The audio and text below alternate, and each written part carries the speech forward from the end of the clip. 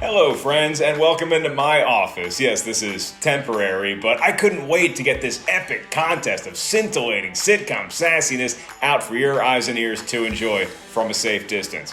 In today's episode, two of the most beloved sitcoms of all time are pitted against each other. In one corner, you have six friends who love coffee and living in lavish apartments well beyond their means. In the other corner, you have a bustling office of tomfoolery led by a lovable idiot who's still figuring out how to put those kids through college. Friends meet The Office. Now, a lot of you out there are probably wondering, hey Mark, you handsome stud, are we counting the British Office too? No, we're not. Even though the British Office is so great it's arguably better than the American version, we're making it a level playing field and just having Friends versus the American Office. Everybody got that? Cool with it? Good. Comedy is a place where the mind goes to tickle itself. That's what she said. Here's how we're going to determine a winner. Round number 1, ratings. Round 2, Tomatometer. Round 3, characters. And then we'll do a wild card round to settle the score once and for all. And one of these two shows is going to be crowned the second greatest sitcom of all time, trailing only, of course, Saved by the Bell. Ready to go? School's in session. Okay, let's race. First one there wins. Yeah! Round 1, ratings. The Nielsen ratings are the TV version of the box office. They're what advertisers look at to see if your show is worth buying time on to sell deodorant. Something to do with numbers? Both shows were obviously big hits, with The Office being a juggernaut both abroad in its original run and then later here in the States. But Friends, that was a cosmic sonic boom when it arrived in the mid-90s. During the Friends' 10-season run, it averaged 23.67 million views per week. It never dipped below 20 million viewers in any of its season, and at its height in 1996, it had 30 million viewers. Oh my God! Those are eye-popping numbers. NBC used to have the slogan, if I haven't seen it, it's new to me, but we all saw it. Like, literally every one of us watched the first time. People love tuning into The Office as well, especially in its rookie season. It averaged 11 million viewers in its inaugural 2010 campaign. And then, although the numbers began to slide down, and they went down virtually every season until it hit its rock bottom at the final season of 4.2 million viewers per week, some of that, I think a lot of that, can be attributed to the advent of streaming. That's how fans like to watch it, or maybe they get it on DVD. I remember those. Why do we keep printing this on white? No, come on! Yeah. But even if you add in the modern technology factor, Friends still takes the turkey. Friends also wins in appointment viewing. Sure, fans love the show, but they really loved it when it was a crucial episode, or one starring Jean-Claude Van Damme. Yeah, Van Damme was in the highest rated episode of Friends ever, which got 52.9 million views. Now, some may claim that it was so popular because that episode aired right after the Super Bowl, but you and I both know it's because Time Cop was there. Rachel, he totally changed time. Friends also won the finale contest in a landslide. So the last episode of The Office had 4.2 million people watching it. The last episode of Friends, 52.5 million pairs of eyes. That's good for 5th place of all time in TV finale history. Anytime you're in the conversation with Hawkeye and Sam Malone, that's a good day. Overall, The Office averaged 8.5 million viewers for its entire 9-season run. And that's very successful by any metric you want to use in any era. But from 1994 until 2004, fans voted with their remotes and told Friends, I'll be there for you. Week after week, year after year. What happened to Ross's monkey? We don't care, because you're there for us too. You want me to sing it? I won't sing it. Marcel, his owner, and his owner's 5 friends take round number 1. Congratulations, Friends is up on The Office, 1-0.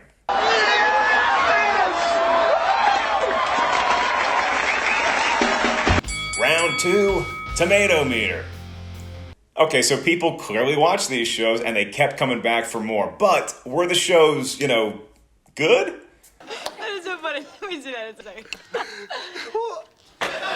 Let's head out to the salad bar and take a gander at those tomatoes. I just came up with that. It's a very close game here, and it's a high-scoring affair. Both shows are fresh overall according to the Tomatometer, and they both boast impressive closeout seasons. The Office edges out Friends overall 81% to 78%. And both shows feature multiple perfect seasons. Yeah, multiple seasons with 100% on the Tomatometer. However, it wasn't all sunshine and roses for their combined 19 seasons of work. It's my own fault for using PowerPoint. Friends had its low point in its penultimate 9th season, earning a stinky 20% rotten that year.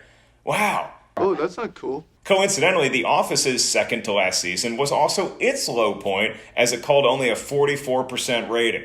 Both shows rebounded nicely for their finale campaigns, as Friends walked off into the sunset with an 86%, and The Office closed on a fresh 78% note. Job well done, y'all. Okay, I know some Friends fans are saying, hey, remember the 90s? We do. The Office doesn't, so this is an unfair category. If I'm the Friends, I would say take your 78% overall average and walk away. Or else I'm going to bring up the Joey Rachel subplot. Remember, he was like attracted to her. It just didn't work at all. Dude, chill! The Office consistently delivered quality content that only took a serious dip when Michael Scott, Steve Carell's character, left the show, a new manager came in, and the writers didn't really have a chance. Both shows scored well, and the Tomatometer proves that fans weren't just tuning into Friends to get warmed up for Seinfeld and ER. They really loved that show. Man, that Thursday night NBC lineup in the 90s was fire. But The Office, that's the one that the critics warmed to the most, and that's why it's winning round number 2. Hey, look at that. Friends and The Office, we're tied at 1 apiece. I'm not superstitious, but I am a little stitious. Round 3, characters. In order to have a great show, you need stuff like quality writing and good direction. I hear lighting is important, but if you want a truly memorable program, you gotta have characters worth remembering. That's what she said. Friends has that in spade. I mean, everybody can rattle off the 6 names without even skipping a beat. And I think most dudes are some combination of Ross, Joey, and Chandler. And I think most ladies would concede that they're a mix of Rachel, Monica, and Phoebe. Each one has their memorable combination of catchy lines, unique traits, and doing something regrettable. Joey. But let's not just limit Friends to its core cast. We were spoiled with memorable role players like Richard, Mona, Gunther, and Janice. And the show never lacked for star power. You had Brad Pitt, Bruce Willis, Reese Witherspoon, and tons more made for great cameos, sometimes like full-on subplots during the 10-year run of the show. I'm just a love machine. But you have, baby. Oh, and did I mention that Van Damme was in it one time? Because I like Jean-Claude. Meanwhile, The Office had its zany cast of characters and role players all jumbled into one big Vitamix that is The Office. Staying alive. And much like Friends, we could see ourselves and, more importantly, our coworkers in these characters and how they treated each other in a working environment. The Dundies! How can I explain it? Friends came along in an earlier generation, and it did lack the true feel of New York City, in my opinion. The Office, on the other hand, was a true melting pot, featuring all sorts of people from diverse backgrounds, and this integration was not only reflective of modern society, it added to some of the comedic value as well. Yo, Mike, our town is dope and pretty. So check out how we live in the Electric City. The Office also had the distinct advantage of letting its characters talk to the camera. They could talk directly to us, so we got to intimately know the mental makeup of Michael, Jim, Pam, Dwight, everyone else. Even the side characters got their shine on. For my money, the funniest person in The Office is Creed Bratton. There's like a YouTube clip that somebody made of all of his lines compiled. It is fall down funny. And each show had its own marquee will they, won't they relationship. You had Jim and Pam and Ross and Rachel. You need a memorable romance. And look, I'll be fair to the Ross and Rachel storyline. It really had spice at the beginning, at the end. But sometimes it felt like we were just stretching that out for ratings. No, it doesn't matter. It doesn't matter what people believe. What matters is what happened. To me, Jim and Pam felt more consistent in its comedy, its drama, its authenticity. They were stuck in an office. PDAs are frowned upon, even in Scranton. Stuff gets pent up and you can't always express it the way you want to. We all have been there. We all know that. But Ross and Rachel, they had all the freedom in the world to just get this thing done. Just get this thing done. No, we're marrying other people and we're having babies. Come on, y'all. 10 seasons? Let's just get it together. Ross and Rachel, y'all took way too long. Too many plot twists. What happened to the monkey? We were on a break! You know what? I'm going to take the compressed sanity and the real feelings of Jim and Pam. And while I'm at it, I'm also going to give the characters of The Office the win in round number 3. I find you all delightful, created you the most, and it's a total turn on. That's what she said. It's just nice to win one. Wild card round, social impact. This is going to be a deep breath. Where do you even start with this one? Both friends in The Office hit a cultural nerve when they arrived, and we continued to feel that tingle until the end of their respective runs. Friends came along at the perfect time for its audience, when Generation X had finally realized, oh no, you can't just listen to Nirvana CDs in your parents' basement while chewing Cinnaburst and drinking Crystal Pepsi for the rest of your life. You gotta get out and make something of yourself. You gotta get out there in the world. You gotta go find a job, find a relationship, and most importantly, find a coffee shop where you can vent about the first 2 things I said to all of your close friends. You didn't think I used to wear glasses, right? Of course. Friends walked that fine line of giving us great characters with stellar writing, but it transcended just being a thing you laugh at, and it became almost a template on which young people based their lives. I mean, look, Rachel's wedding didn't work out, Ross is divorced, I want to be a chef in New York. Everybody could see something in that show and glom onto it. So that's your second marriage in 2 years? Yes. Second in 2 years. Third overall. Plus that song. I mean, do we need to talk about the theme song? Whew! The Rembrandts' I'll Be There For You. It was so peppy and perfectly matched to the show. It effectively ended the decades-long trend of having an actual sitcom theme song. Yeah, that's my hot take, is that the Rembrandts ended sitcom theme songs because nobody could follow that. After Friends, it's like any other sitcom was embarrassed to have one. Have you heard the 2.5 Men one? It's just men, men, men, men. That's the whole theme song. The Big Bang Theory, it's just like a bunch of stuff happened and then there was a Big Bang. Come on, let's bring back the sitcom theme. No? I do like the one for The Office too. After Friends, sitcoms had to pivot and do something new, not just with the theme song, but with the entire structure of the show. So when The Office debuted over in Britain, most of us Yanks didn't hear about it, but boy did we sure need it. Now look, The Office in America was not the first show to use a single camera, or the documentary facade, or the confessional-style interviews. But newsflash, Friends wasn't the first one to use 3 cameras in a studio audience, so we're both equal.